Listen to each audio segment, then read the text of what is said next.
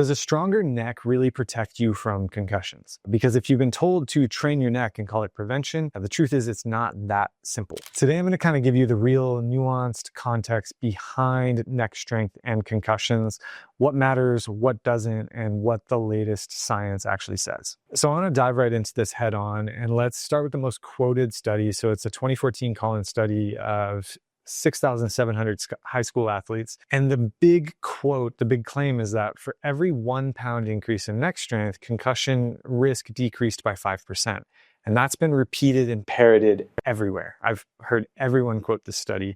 But the study had some really key limitations that are not talked about and some context that we're going to bring in to kind of put some cold water on that. So one, it's a pilot study, not a definitive trial. It used a $10 tension strap instead of lab grade tools. It focused only on high school athletes. And importantly, it has never been replicated in the last decade across broader populations. We're talking like elite athletes, college athletes, other people. So is neck strength useless? No, but it's not the whole story. So this may not be intuitive, but hopefully it is after. It's not how big and strong your neck is. It's how fast your neck reacts. It's the reaction time, the proprioception, the spatial awareness, and the stiffness on demand. When you take a hit, your neck has milliseconds to create stiffness to reduce the forces and acceleration transmitted to your brain.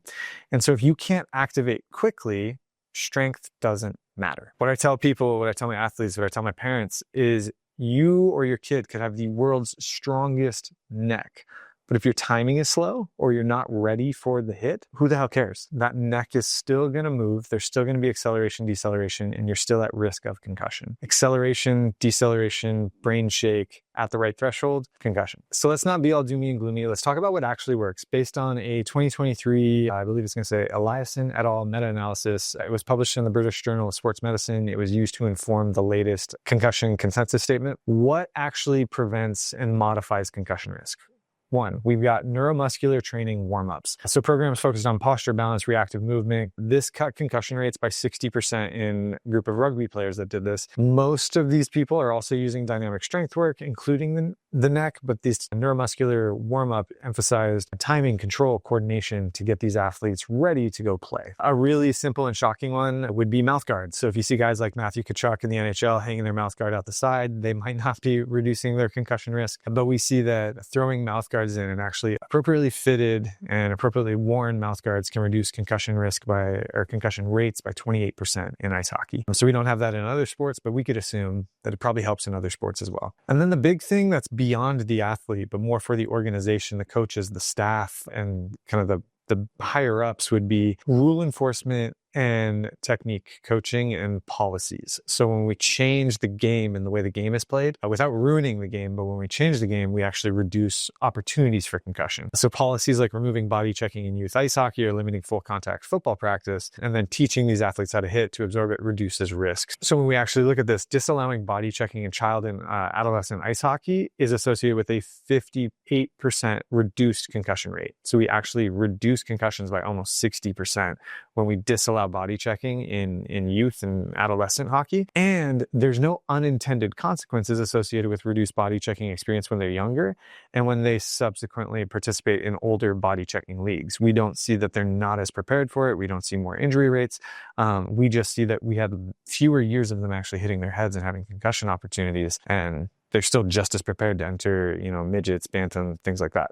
Then when we look at football, strategies to limit contact in practice during American football is associated with a 64% lower practice-related concussion rate. So again, we can reduce our concussion rates by over half by changing when and how often these athletes are getting hit. And then we can also kind of look functionally and zoom out and say, if we improve visual and vestibular function, it's not a direct prevention method per se, though there is some research with Dr. Clark out of the University of Cincinnati, I believe, with vision training. But the idea is if we can improve how athletes track, stabilize, react to the hit, they'll be better prepared for these risky situations, avoiding the risky situations or reacting appropriately when they occur. You'll notice that the proven concussion prevention strategies don't have much emphasis on building up your neck. So static strength alone isn't enough, but when integrated into the broader context of neuromuscular training warm-ups, wearing your mouth guard, having appropriate visual vestibular function, etc., we're going to see decreased concussion risk. and rates. So what are some key things that I want you to take away from this? False confidence is risky. Believing your neck size or strength alone will prevent concussions sets you up for potentially entering more dangerous or more risky situations than you would have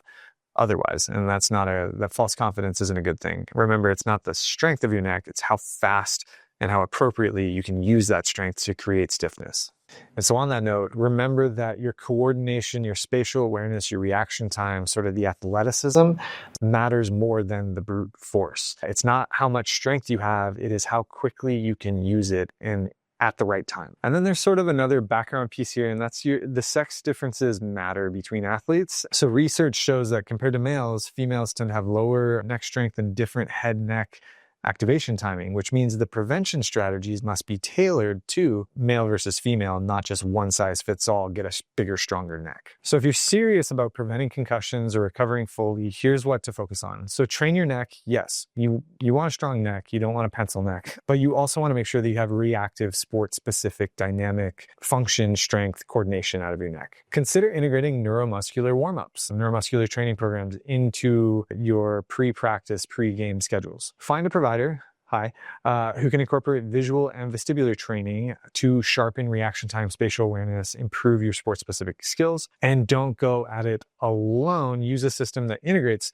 strength, balance, vision, recovery. Have an integrated system when you're doing your prevention strategies.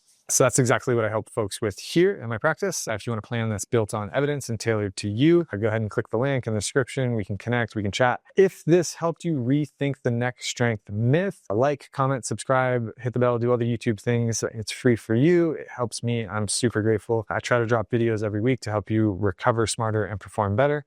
Until next time, I'm Dr. Mark.